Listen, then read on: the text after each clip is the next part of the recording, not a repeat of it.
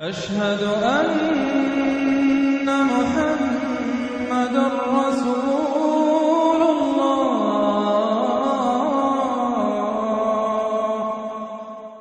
وَإِن تَنْتَهُوا فَهُوَ خَيْرٌ لَكُمْ، اب بھی اگر تم باز آ جاؤ تو یہ تمہارے لیے بہتر ہے۔ وَإِن تَعُودُوا نَعُودْ،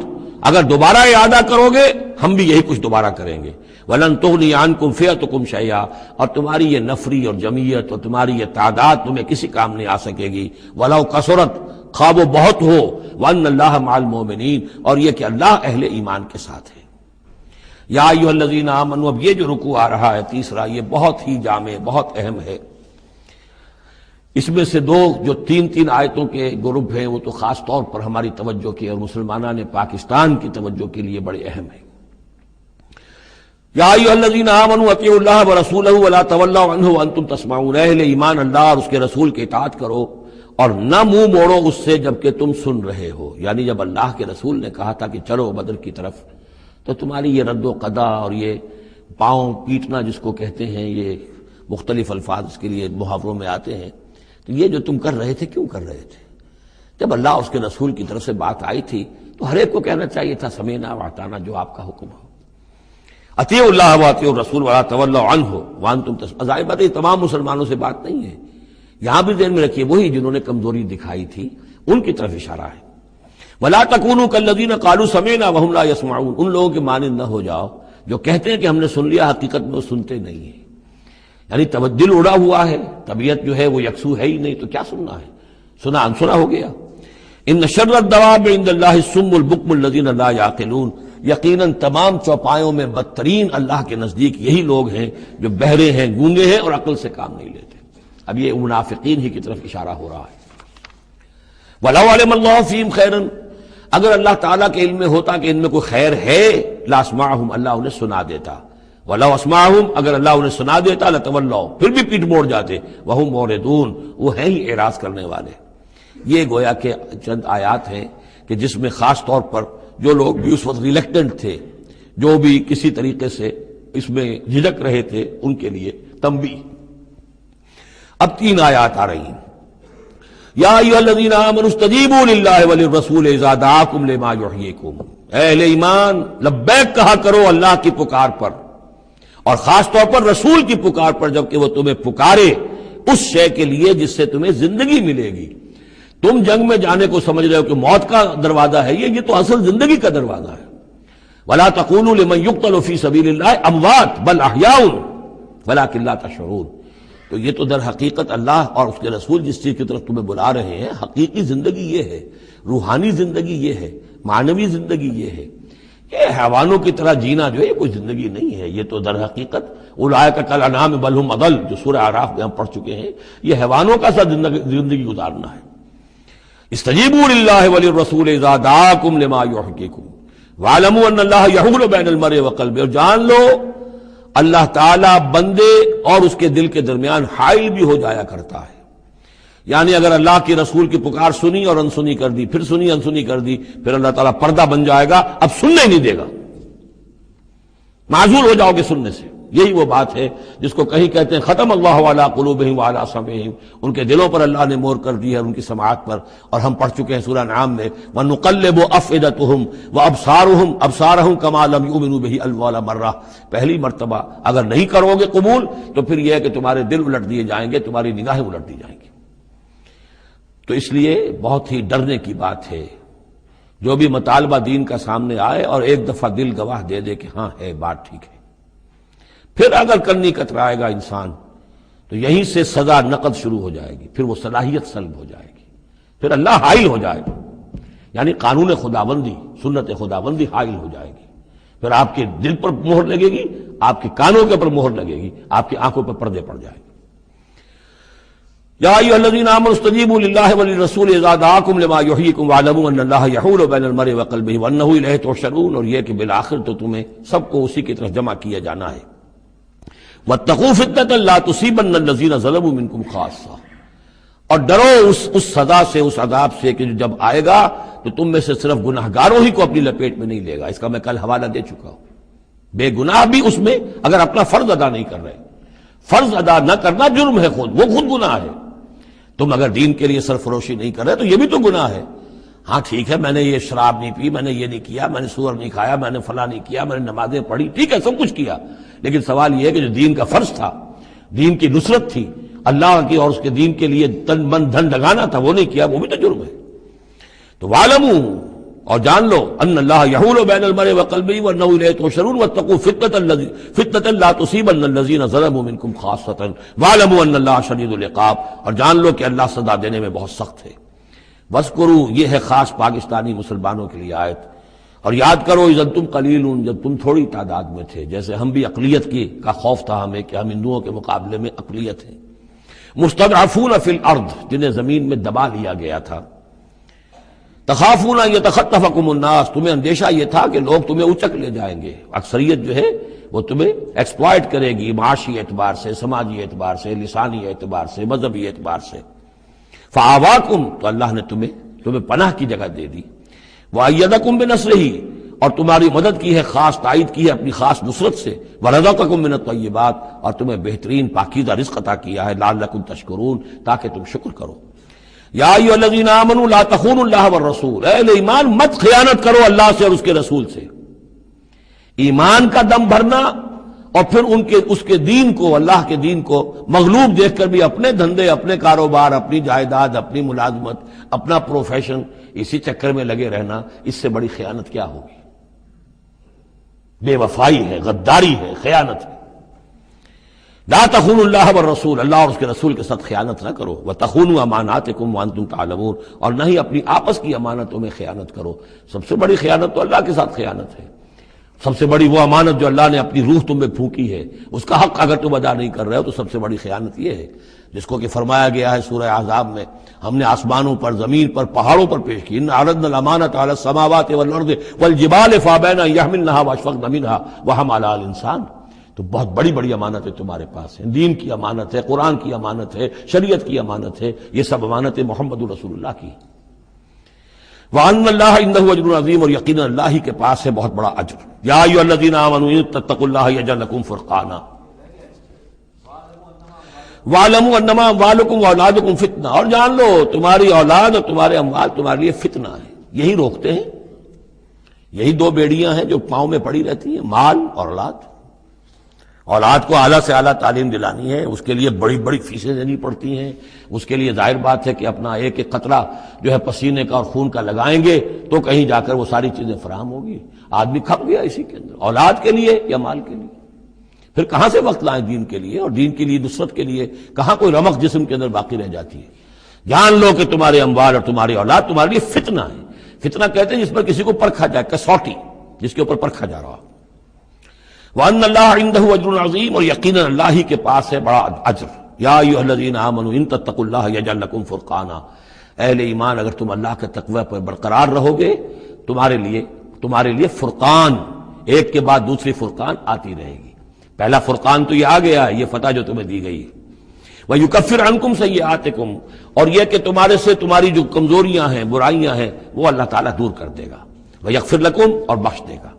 وَاللَّهُ ذُو الْفَضْلِ الْعَظِيمِ، اللہ بڑے فضل والا ہے. وَإِذْ يَمْكُرُ بِكَ الَّذِينَ كَفَرُوا، اب یہ ہجرت سے پہلے جو صورتحال تھی مکے میں کہ قریش کے سردار بیٹھتے تھے دارالندوہ میں، کیا کریں اب ہم محمد صلی اللہ علیہ وسلم کو قتل کر دیں، سازشیں ہوتی تھی، اور اسی طریقے سے انہیں قید کر دیں، کہیں یہاں سے نکلنے پہ مجبور کر دیں. تو وہ جو سازشیں ان کی ہوتی تھی اور مشورے ہوتے تھے ان کا ذکر ہے. وَإِذْ يَمْكُرُ بِكَ الَّذِينَ كَفَرُوا، اور جب یاد کیجئے جب کہ وہ لوگ جو کافر ہوئے، یہ کافر لوگ آپ کے بارے میں مشورے کرتے تھے، چالیں چلتے تھے، اسکیمیں بناتے تھے، سازشیں کرتے تھے. لِيُثْبِتُوكَ، نمبر ایک تو یہ کہ آپ کو کہیں قید کر دیں، اور يَقْتُلُوكَ، یا قتل کر دیں، اور يُخْرِجُوكَ، یا آپ کو اپنی بستی سے کہیں نکال دیں. وَيَمْكُرُونَ وَيَمْكُرُ اللَّهُ، وہ بھی چالیں چل رہے تھے، ان کی بھی اسکیمز تھیں اور اللہ کی اپنی اسکیم تھی. واللہ خیر الماکرین، اور ظاہر بات ہے کہ اللہ تعالیٰ بہترین ہے پلاننگ کرنے والا اور بہترین ہے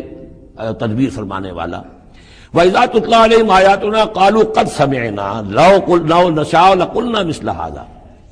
اور جب انہیں ہماری آیات پڑھ کے سنائی جاتی ہے تو وہ کہتے ہیں ٹھیک ہے، بہت سن لی ہم نے یہ آیات، بہت محمد آپ نے سنا لیا، کوئی ایسی بات بھی نہیں ہے، ہم چاہیں گے تو ایسا ہی کلام ہم بھی کہہ لیں گے. جرت نہیں کی کسی نے کہ آئے کہ یہ کلام میں نے موضوع کیا ہے اور یہ قرآن کے برابر ہے تو کوئی کمیشن بٹھا لیجئے، کوئی سازش بنا لیجئے کہ تو طے کریں، یہ جرت نہیں ہوئی۔ لیکن یہ کہہ دینے میں تو کوئی بات نہیں تھی، زبان کون پکڑے گا؟ لو نشاء لقلنا مثل هذا، اگر ہم چاہیں گے تو ہم بھی ایسے کہہ دیں گے، کوئی ایسی بڑی بات نہیں ہے۔ یہ نضر بن حارث تھا کہ جس کی طرف یہ الفاظ منقول ہیں تاریخ اور سیرت میں۔ ان هذا الا اساطیر الاولین، یہ نہیں ہے یہ مگر یہ کہ پچھلوں کی کہانیاں ہیں، قصے ہیں، جیسے آج بھی مستشرقین کہتے ہیں کہ کچھ تورات سے کچھ انجیل سے محمد نے لے لیا جوڑ جاڑ کر اور یہ قرآن بنایا ہے۔ اب تو خیر وہ دور ذرا بدل گیا ہے، یہ ذرا پچھلی صدی کی بات تھی، اس دور میں لوگ اس قسم کی باتیں زیادہ کرتے تھے۔ وَإِذْ قَالُوا اللَّهُمَّ إِنْ كَانَ هَذَا هُوَ الْحَقُّ، اور وہی بات جو میں نے آپ کو بتائی تھی کل بھی کہ ان قریش کے لیے سب سے بڑا مسئلہ اپنے عوام کو سنبھالنے کا ہو گیا تھا، کیسے روکیں ان کو کہ یہ محمد صلی اللہ علیہ وسلم کا ایمان نہ لائیں۔ اس کے لیے جو اور تدبیریں وہ کرتے تھے اسی کی طرح کی ایک تدبیر کا ذکر آ رہا ہے۔ مجمع عام میں کھڑے ہو کر دعائیں مانگ رہے ہیں، اے اللہ اگر یہ جو کچھ محمد کہہ رہے ہیں اگر یہ حق ہے اور تیرے پاس سے آیا ہے یہ قرآن، فامطر علینا حجارۃ من السماء وَإِذْ قَالُوا اللَّهُمَّ إِنْ كَانَ هَذَا هُوَ الْحَقُّ مِنْ عِنْدِكَ، اگر یہ ہے حق تیری طرف سے، فامطر علینا حجارۃ من السماء، تو برسا دے ہم پر پتھر آسمان سے، اب ائتنا بعذاب الیم، یا پھر بھیج دے ہم پر کوئی عذاب۔ اب عذاب آیا نہیں، دیکھ لو، اس کا مطلب یہ کہ یہ محمد جھوٹے ہیں صلی اللہ علیہ وسلم۔ ہم نے تو کہہ دیا، اللہ کو پکار کر کہہ دیا، ہو سکتا ہے کبھی کعبے کے پردے پکڑ پکڑ کر کہا ہو اسی طریقے سے، تاکہ پورا یقین ہو جائے، کسی درجے میں بھی ہمارے عوام کے اندر کوئی وسوسہ کوئی دغدغہ باقی نہ رہے۔ وَمَا كَانَ اللَّهُ لِيُعَذِّبَهُمْ، اور اللہ تعالیٰ انہیں عذاب نہیں دے سکتا تھا، اللہ کے لیے ممکن نہیں تھا کہ ان پر عذاب بھیجتا، وَأَنْتَ فِيهِمْ، جبکہ ابھی اے محمد آپ ان کے مابین موجود تھے۔ ہجرت سے پہلے معاملہ نہیں ہوا کرتا یہ، اللہ اپنے رسول کو ان کے ساتھی اہل ایمان کو نکال لیتا ہے، اس کے بعد کوئی عذاب اس نوعیت کا آتا ہے جس نوعیت کا وہ عذاب مانگ رہے تھے۔ وَأَنْتَ فِيهِمْ وَمَا كَانَ اللَّهُ مُعَذِّبَهُمْ، اللہ ان کو عذاب دینے والا نہیں تھا، وَهُمْ يَسْتَغْفِرُونَ، جبکہ وہ استغفار بھی کر رہے تھے۔ یعنی اسی مکے میں عوام الناس بھی تو تھے، سادہ لوگ بھی تو تھے، وہ استغفار بھی کرتے تھے، تلبیہ بھی پڑھتے تھے، لبیک اللہم لبیک لبیک اللہم لبیک، یہ بھی تو کرتے تھے، اللہ کو بھی پکارتے تھے۔ تو بڑا گڑبڑ سا معاملہ تھا، جب تک کہ اللہ تعالیٰ یمیز الخبیث من الطیب کر نہ دے اس وقت تک اس طرح کا معاملہ اللہ تعالیٰ کے لیے درست نہیں تھا۔ وَمَا لَهُمْ أَلَّا يُعَذِّبَهُمْ، باقی وہ عذاب کے پورے طور سے مستحق تو ہو چکے ہیں، اور کیا ہے کون سی رکاوٹ ہے ان کے لیے؟ مَا لَهُمْ أَلَّا يُعَذِّبَهُمُ اللَّهُ، کہ اللہ تعالیٰ ان کو عذاب نہ دے، وَهُمْ يَصُدُّونَ عَنِ الْمَسْجِدِ الْحَرَامِ، جبکہ وہ روک رہے ہیں مسجد حرام سے لوگوں کو، وَمَا كَانُوا أَوْلِيَاءَهُ، اور حقیقت میں یہ اس کے متولی نہیں ہے، یہ اس کے مختار نہیں ہے، یہ اس کے ساتھی نہیں ہے۔ ان اولیاءہ الا المتقون، اس اللہ کے گھر کے تو ولی اور اس کے جو اصل مجاور کہہ لیجئے یا متولی کہہ لیجئے وہ تو ہوں گے متقی لوگ جو اللہ کا تقوی رکھتے ہوں، اللہ کی بندگی کرتے ہوں۔ ولکن اکثرهم لا يعلمون، لیکن ان کی اکثریت علم نہیں رکھتی۔ وما كان صلاتهم عند البيت، اور انہوں نے جو نماز کا حلیہ بگاڑا ہے، نہیں ہے ان کی نماز بیت اللہ کے پاس الا مقام و تصدیہ، سیٹیاں بجاتے ہیں، تالیاں پیٹتے ہیں، یہ ان کی نماز رہ گئی ہے۔ طواف کرتے تھے تو اس میں سب سے اونچا طواف تھا برہنہ طواف، اور نماز جو تھی ان کی وہ یہ تھی، سیٹیاں بجاتے ہوئے۔ جیسے کہ آپ کو معلوم ہے کہ بعض علاقوں میں مسجدوں کے اندر جب وہ میلاد کی محفلیں ہوتی ہیں تو اس کے اندر ڈھول اور ڈھمکا، یہ میں نے سنا ہے کہ خاص طور پر افریقہ کے بعض ممالک میں کام ہوتا ہے۔ یہ اللہ کا شکر ہے اس حد تک کم سے کم یہ کہ بر عظیم پاک و ہند کے اندر جو بھی صورت ہوئی ہے وہ یہ مسجد کے اندر یہ خرافات نہیں ہوئی ہے، باقی باہر ہو رہی ہے جو بھی ہو رہی ہے۔ تو انہوں نے نماز کی بھی شکل یہ بنا دی تھی۔ فذوقوا العذاب بما کنتم تکفرون، تو اب چکھو مزہ عذاب کا اپنے کفر کی پاداش میں۔ ان الذین کفروا ينفقون اموالهم لیصدوا عن سبیل اللہ، ظاہر بات ہے یہ لشکر آیا تھا تو اس کے لیے بھی تو لاؤ لشکر تیار کرنا پڑا تھا نا، ساز و سامان، 900 اونٹ، 1000 آدمیوں کے لیے راشن بھی چاہیے تھا، مکے سے چل کے مدینے تک آنا ہے، جنگ میں رہنا ہے، تو یہ 10 اونٹ روزانہ جو ہے ذبح ہو رہے تھے اس فوج کے لیے۔ تو یہ سارا جو انفاق کیا ہے کچھ لوگوں نے کیا ہے نا، جو باطل کے لیے انفاق کر رہے تھے، شیطان کے لیے، وہ حزب الشیطان جو ہے، آخر وہ بھی تو مجاہد تھے، وہ مجاہد تھے فی سبیل الشیطان، فی سبیل الشرک۔ تو جو خرچ کر رہے ہیں اپنے مال لیصدوا عن سبیل اللہ، تاکہ لوگوں کو روک سکیں اللہ کے راستے سے، فسینفقونھا، وہ اور بھی خرچ کریں گے، ابھی انہیں اور بڑے لشکر تیار کرنے پڑیں گے۔ ثم تکون علیہم حسرۃ، پھر یہ سب ان کے لیے ایک حسرت بن جائے گی، سب کچھ مال بھی ہم نے لگا دیا، ساری جانیں ہم نے گنوا دی، کچھ نہ ہوا، محمد کا بال بھی کا نہ کر سکے صلی اللہ علیہ وسلم۔ اللہ کا دین تو جا الحق و زہق الباطل ان الباطل کان زہوقا، ایک وقت آئے گا کہ اللہ کا دین جو ہے غالب ہو جائے گا۔ ثم یغلبون، پھر وہ مغلوب ہو کر رہیں گے، والذین کفروا الی جہنم یحشرون، اور جو ان میں سے کافر ہوں گے، جو اس وقت ایمان لے آئیں گے اللہ تعالیٰ ان کو معاف فرما دے گا، اور جو کفر پر اڑے رہیں گے وہ جہنم کی طرف گھیر کر لے جائے جائیں گے۔ لیمیز اللہ الخبیث من الطیب، یہ بات جو ہے سورہ آل عمران میں بھی آئی، تاکہ اللہ تعالیٰ پاک کو ناپاک سے علیحدہ کر دے، ممیز کر دے۔ وَيَجْعَلَ الْخَبِيثَ بَعْضَهُ عَلَى بَعْضٍ، اور جو ناپاک ہے اس کو ایک دوسرے کے اوپر سٹیک کرتا چلا جائے، فَيَرْكَمُهُ، اس کا ڈھیر کر دے جميعاً، اور ان کو سب کو فَيَجْعَلَهُ فِي جَهَنَّمَ، اور سب کو پھر جہنم میں جھونک دے۔ یعنی یہ کہ یہ پہلے تو یہ سفٹنگ کرنی ہوگی، یہ طیب ہے، یہ خبیث، خبیث کو ایک دوسرے کے اوپر سٹیک کیجئے اور پھر اس کو جہنم میں ایک ہی مرتبہ دھکا دے دیجئے۔ لیمیز اللہ الخبیث من الطیب ویجعل الخبیث بعضه علی بعض فیرکمہ جمیعا فیجعلہ فی جہنم اولئک هم الخاسرون، یقیناً یہی لوگ ہیں خسارے پانے والے۔ قل للذین کفروا ان ینتہوا یغفر لهم ما قد سلف، اعلان کر دیجئے محمد صلی اللہ علیہ وسلم ان کافروں کے سامنے، اب بھی اگر باز آ جائیں تو جو کچھ ہو چکا ہے وہ معاف کر دیا جائے گا، اب بھی موقع ہے، اب بھی ایمان لے آؤ۔ یعودو،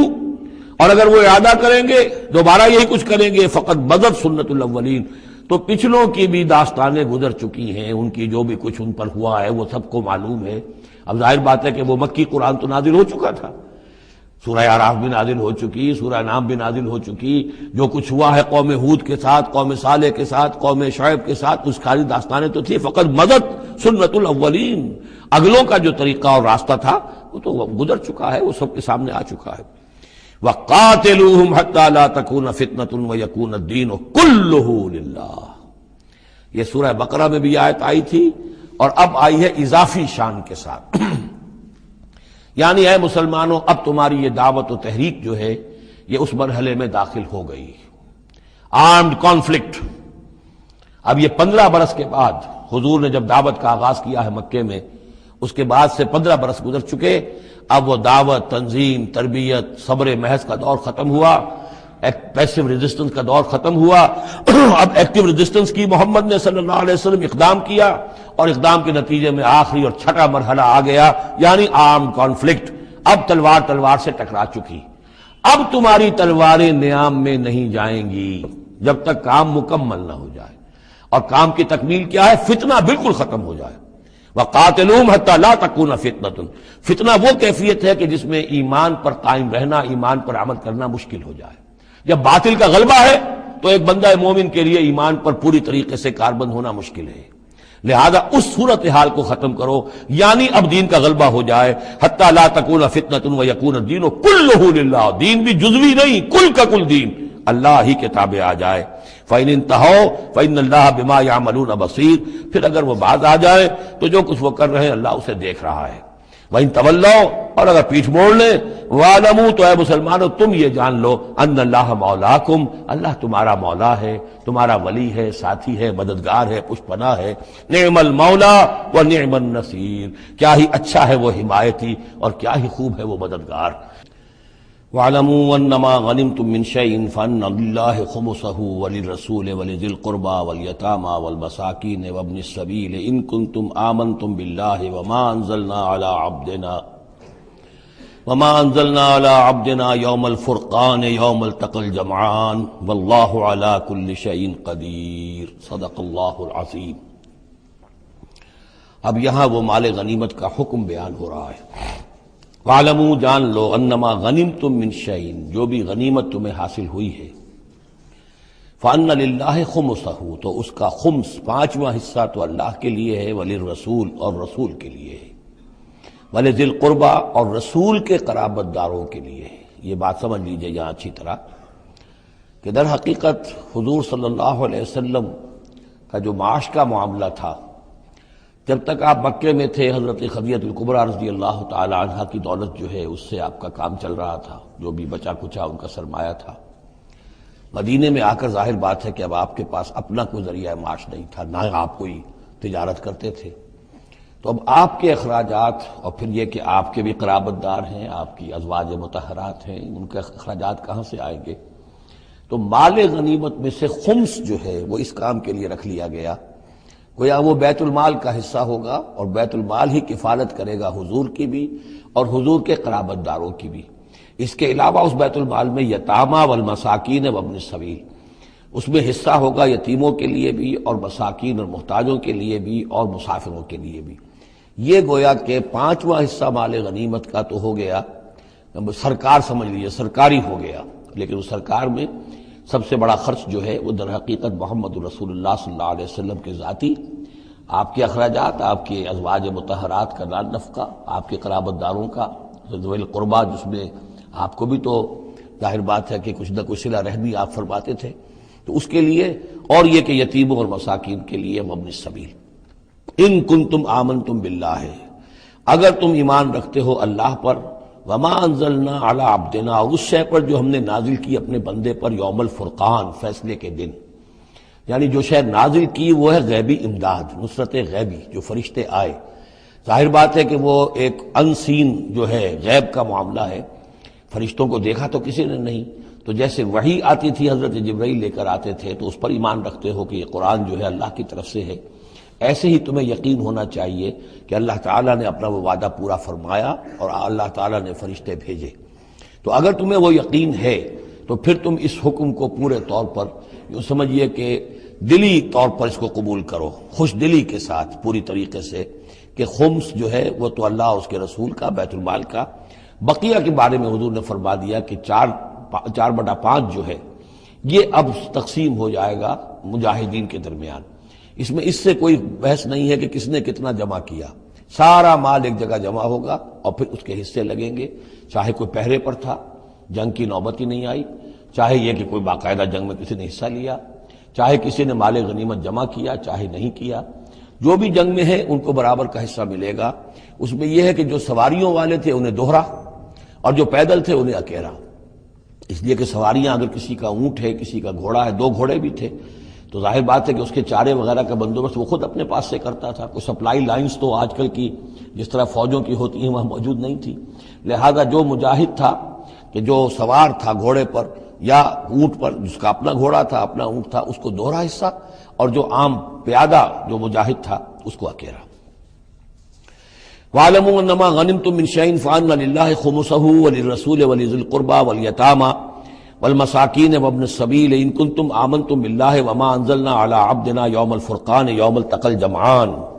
اس فرقان والے دن، فیصلے کے دن، جس دن کی 2 فوجیں بھڑ گئی تھیں۔ واللہ علی کل شیء قدیر، اور اللہ تعالی ہر چیز پر قادر ہے۔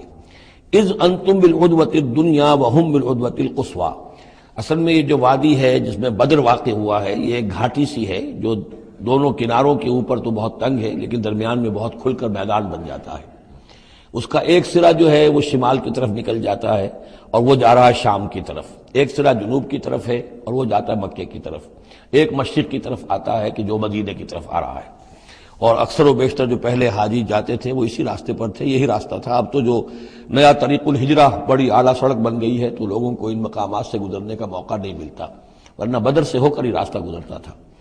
تو ایسا ہوا ہے کہ اللہ تعالیٰ کی طرف سے ایسی اسکیم بن گئی، تدبیر ایسی ہو گئی کہ عین بر وقت پہنچے، وہ جو مدینے والا سرا تھا جو قریب تھا مدینے کے اس وادی کا، اس پر حضور پہنچے، اور عین اسی وقت جو دور والا سرا تھا، وہ گھاٹی جہاں پہ ختم ہو رہی تھی جنوب کی طرف، وہاں وہ قریش بھی پہنچ گئے بر وقت۔ جب تم تھے ورلے کنارے پر اور وہ تھے پرلے کنارے پر، اذ انتم بالعدوۃ الدنیا، دنیا ادنا کا مؤنث ہے قریب تر، وَهُمْ بِالْعُدْوَةِ الْقُصْوَىٰ، اور وہ تھے پرلے کنارے پر، وَالرَّكْبُ أَسْفَلَ مِنْكُمْ، اور وہ جو قافلہ تھا وہ تم سے نیچے تھا، نیچے ہو کر گزر گیا تھا، یعنی اس کے بعد پہاڑوں کی ایک رینج تھی اور اس کے بعد پھر تہامہ کا میدان تھا۔ تو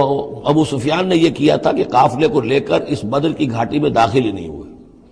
ادھر سے تو وہ پیغام بھی بھیج دیا تاکہ فوج ادھر سے آئے، تاکہ مسلمانوں کی توجہ بھی ہو تو فوج کی طرف ہو جائے، اور اسی میں وہ داؤ لگا کر اپنے قافلے کو بچا کر نکال کر لے جائیں، اور وہ تہامہ میں ساحل کے ساتھ ساتھ ہو کر نکل بھی گئے۔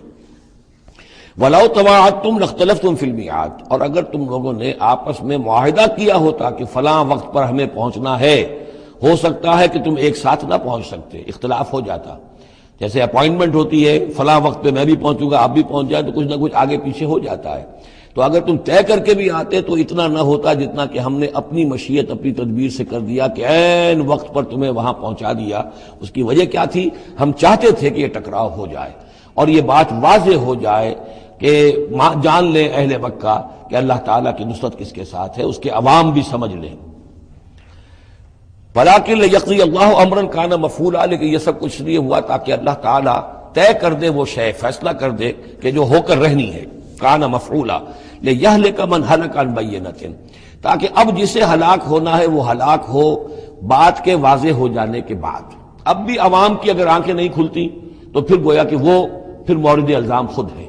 اب ان کے سرداروں نے جو کچھ ان کی مت ماری تھی، اب آ کر اس موقع کے بعد ان کی آنکھیں کھل جانی چاہیے۔ اب بھی اگر کوئی ہلاک ہوتا ہے تو بات کے واضح ہونے کے بعد ہلاک ہو۔ لِيَهْلِكَ مَنْ هَلَكَ عَنْ بَيِّنَةٍ وَيَحْيَىٰ مَنْ حَيَّ عَنْ بَيِّنَةٍ، اور جسے جینا ہے، جس کی زندگی ہے روحانی زندگی، اور جو سیدھے راستے پر آنا چاہتا ہے وہ بھی اس بینہ کی بنا پر وہ سیدھے راستے پر آ جائے اور حیات معنوی حاصل کر لے۔ وَإِنَّ اللَّهَ سَمِيعٌ عَلِيمٌ، اور یقیناً اللہ سب کچھ سننے والا اور جاننے والا ہے۔ اِذْ يُرِيكَهُمُ اللَّهُ فِي مَنَامِكَ قَلِيلًا، جبکہ اللہ تعالیٰ آپ کو دکھا رہا تھا اے نبی ان کو آپ کی نیند میں کم۔ حضور نے خواب میں دیکھا کہ کوئی بڑی طاقت نہیں ہے، بڑی تھوڑی سی جمعیت ہے قریش کی جو آئی ہے، حالانکہ 1000 کا لشکر تھا۔ وَلَوْ أَرَاكَهُمْ كَثِيرًا، اور اگر آپ کو دکھایا ہوتا کہ وہ بڑی بڑی تعداد میں آ رہے ہیں، لَفَشِلْتُمْ، اور آپ نے وہ بات بتائی ہوتی صحابہ کرام کو، اپنے ساتھیوں کو، تو اے مسلمانوں پھر تم کمزوری دکھاتے، تمہیں ڈھیلے پڑ جاتے۔ وَلَتَنَازَعْتُمْ فِي الْأَمْرِ، اور معاملے کے اندر پھر کوئی ایک اور تنازع کھڑا ہو جاتا کہ ہمیں یہاں جنگ کرنی بھی چاہیے کہ نہیں۔ وَلَٰكِنَّ اللَّهَ سَلَّمَ، لیکن اللہ تعالیٰ نے سلامتی پیدا فرما دی۔ إِنَّهُ عَلِيمٌ بِذَاتِ الصُّدُورِ، یقیناً وہ جو کچھ سینوں کے اندر ہے اس سے واقف ہے۔ اس کی توجیہ یہ کی ہے مفسرین نے کہ اگرچہ نبی کا خواب جھوٹا نہیں ہو سکتا، یہ نہیں تھا کہ حضور کو جو خواب دکھایا گیا وہ غلط تھا، اصل میں ان کی جو معنوی حقیقت تھی وہ دکھا دی گئی۔ ایک ہے کسی شے کے اندر جو کمیت ہے، کوانٹیٹیو ایلیمنٹ ہے اس کا، ایک ہے جو اس کی کیفیت ہے، جو اس کے اندر اصل حقیقت ہے۔ تو یہ بات جو ہے اچھی طرح سمجھ لینے کی ہے کہ مکے سے جو اصل نفری آئی تھی وہ تو ان عوام الناس کی تھی کہ جن کو بارے میں جن کو معلوم تھا کہ محمد ہمارے بہترین آدمی ہیں صلی اللہ علیہ وسلم، اور جو ان کے ساتھی ہیں وہ ہمارے گلے سرسبد ہیں، ہمارے خاندان کے قریش کے بہترین لوگ ہیں، اور پھر یہ کہ انہوں نے کوئی جرم نہیں کیا ہے، کوئی ظلم نہیں کیا ہے، وہ صرف ایک خدا واحد کا کے ماننے والے اور جو ہے وہ نیکیوں کا حکم دینے والے ہیں۔ تو جو ان کے ہاں جو بھی جس کو ہم کہتے ہیں سائلنٹ میجورٹی، عوام الناس، ان کے دل اپنے لیڈروں کے ساتھ نہیں تھے۔ آ تو گئے تھے، وہ ظاہر ان کا جبر تھا، ان کا فیصلہ تھا، لیڈروں کا حکم تھا، آ گئے تھے، لیکن مارے باندھے کو آئے ہوئے تھے۔ ان کے دلوں کے اندر وہ بات نہیں تھی کہ جو کسی ایسے لشکر میں ہوتی ہے کہ جو سمجھتا ہے اپنے آپ کو برحق، ہم حق کے لیے لڑ رہے ہیں، تو اس کے اندر جو طاقت ہوتی ہے اس لڑنے والے کے اندر، وہ اس شخص میں نہیں ہوتی کہ جو مارے باندھے کو لے آیا گیا ہو اور خود اسے اپنے دل میں یہ یقین نہ ہو کہ میں حق کے لیے لڑ رہا ہوں۔ اس اعتبار سے معنوی طور پر جو ان کی کیفیت تھی اس کے اعتبار سے وہ واقعتاً کم تھے۔ تو حضور کو خواب میں اللہ تعالیٰ نے ان کی اصل حقیقت دکھائی۔ وَإِذْ يُرِيكُمُوهُمْ إِذْ الْتَقَيْتُمْ فِي أَعْيُنِكُمْ قَلِيلًا وَيُقَلِّلُكُمْ فِي أَعْيُنِهِمْ، مزید برآں اللہ نے یہ کیا کہ جب دونوں لشکر ٹکرائے ہیں تو ایسی کیفیت پیدا کر دی کہ مسلمانوں کو بھی وہ تھوڑے لگ رہے تھے کہ کوئی زیادہ لوگ نہیں ہیں، اور انہیں بھی مسلمان تھوڑے نظر آ رہے تھے۔ یعنی یہ کہ ہر صورت اللہ نے ایسی بنا دی تھی کہ جنگ ہو اور ڈٹ کر ہو، تاکہ یہ صورتحال جو ہے یوم الفرقان ہونا اس کا بالکل واضح ہو جائے۔ اگر کسی وجہ سے وہ کرنی کترا جاتا معاملہ اور جنگ نہ ہوتی، مقابلہ نہ ہوتا، تو جس طریقے سے کہ اللہ اس کو فیصلہ کن دن بنا دینا چاہتا تھا، یوم الفرقان، فیصلے کا دن، وہ صورتحال پیدا نہ ہوتی۔ لِيَقْضِيَ اللَّهُ أَمْرًا كَانَ مَفْعُولًا، تاکہ اللہ پورا کر دے اس معاملے کو کہ جو ہونے والا ہی تھا۔ وَإِلَى اللَّهِ تُرْجَعُ الْأُمُورُ، اور تمام معاملات بالآخر تو اللہ ہی کی طرف لوٹا دیے جائیں گے۔ یا ایھا الذین آمنوا اذا لقیتم فئۃ فاثبتوا، اے اہل ایمان جب بھی اب تمہارا، اب چونکہ دور شروع ہو گیا ہے، اب تمہاری جد و جہد جو ہے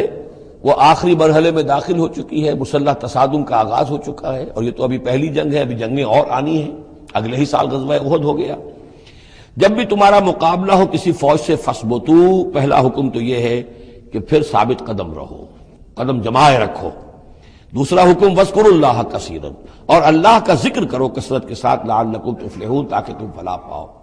تمہاری جو طاقت ہے وہ اللہ تعالیٰ کے بھروسے پر ہے۔ وَاصْبِرْ وَمَا صَبْرُكَ إِلَّا بِاللَّهِ، ایک بندہ مومن کا صبر جو ہے وہ اللہ کے بھروسے پر ہے، لہذا اللہ یاد رہے گا، اللہ کے ساتھ قلبی تعلق، روحانی تعلق استوار ہوگا تو تم ثابت قدم رہو گے، اور اگر اللہ کے رشتہ ٹوٹ گیا، قلبی رشتہ، روحانی رشتہ، تو پھر تمہارے اندر جان نہیں ہوگی۔ اور تیسرا حکم لعلکم تفلحون، تاکہ تم مراد پاؤ، اور تیسرا حکم اطیعوا اللہ ورسولہ، اور دیکھو تیسرا حکم یہ ہے کہ جو ڈسپلن ہے اس کی پابندی کرو، حکم مانو اللہ کا اور اس کے رسول کا۔ اب ویسے تو یہاں اللہ کا حکم بھی کہا گیا ہے، لیکن ظاہر بات ہے کہ وہاں تو ہر وقت جو حکم آتا تھا وہ رسول کا حکم آتا تھا، اس لیے کہ قرآن بھی آ رہا ہے تو رسول کی زبان سے ادا ہو رہا ہے، اور رسول اپنی جانب سے اپنی اجتہاد کے تحت، اپنی رائے کے تحت، اپنی تدبیر کے تحت کوئی رائے دے رہے ہیں تو ابھی حضور کی زبان مبارک سے ادا ہو رہا ہے۔ تو ویسے کہنے کو یہ اللہ اور اس کے رسول کی اطاعت کرو، لیکن عملاً وہ رسول اطاعت بن جاتی ہے۔ میں مصطفیٰ برساں خویش را کہ دی ہمہ اوست، واطیعوا اللہ ورسولہ ولا تنازعوا، اور دیکھو آپس میں جھگڑو نہیں۔ یہی وہ الفاظ آئے ہیں جو سورہ آل عمران میں ہم پڑھ چکے ہیں۔ وَلَقَدْ صَدَقَكُمُ اللَّهُ وَعْدَهُ إِذْ تَحُسُّونَهُمْ بِإِذْنِهِ حَتَّىٰ إِذَا فَشِلْتُمْ وَتَنَازَعْتُمْ فِي الْأَمْرِ وَعَصَيْتُمْ مِن بَعْدِ مَا أَرَاكُمْ مَا تُحِبُّونَ۔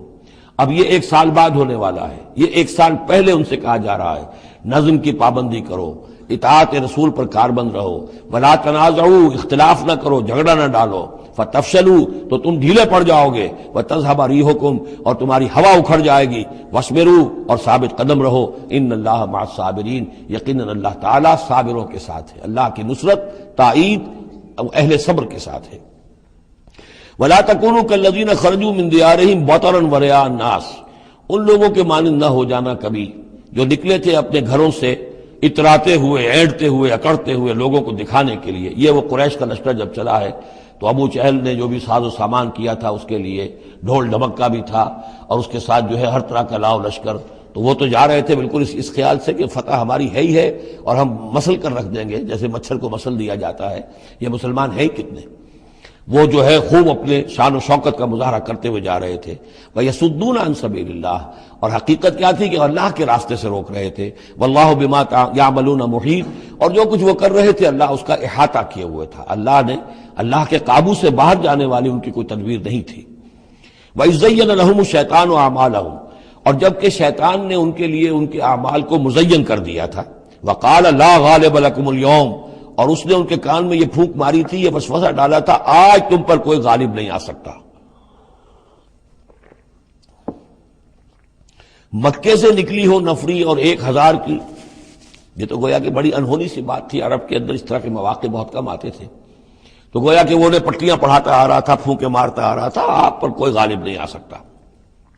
لا غالب لکم اليوم من الناس، کوئی انسانوں میں سے تم پر غالب نہیں آ سکتا۔ وانی جار لکم، اور میں بھی تمہارے ساتھ ہی ہوں۔ فلما تراءت الفئتان، اور جب دونوں لشکروں نے ایک دوسرے کو دیکھا، آمنے سامنے ہوئی، نکص علی عقبیہ، تو وہ شیطان اپنی ایڑیوں کے بل پیچھے مڑ گیا، بھاگا۔ وقال، اور اس نے کہا انی بریء منکم، میں تم سے لا تعلق ہوں، میرا تم سے کوئی تعلق نہیں۔ انی ارا ما لا ترون، میں وہ کچھ دیکھ رہا ہوں جو تم نہیں دیکھ رہے۔ فرشتوں کو دیکھنا جو ہے، چونکہ یہ بھی ناری مخلوق ہے، نور اور نار میں بڑا قرب ہے، نوری مخلوق ہے ملائکہ اور ناری مخلوق ہے جن، اور یہ جن ہے عزازیل، ابلیس، تو اس کو نظر آ گیا فرشتے آ رہے ہیں۔ انی ارا ما لا ترون، میں وہ کچھ دیکھ رہا ہوں جو تم نہیں دیکھ سکتے۔ انی اخاف اللہ، مجھے اللہ کا خوف ہے، واللہ شدید العقاب، اور اللہ سزا دینے میں بہت سخت ہے۔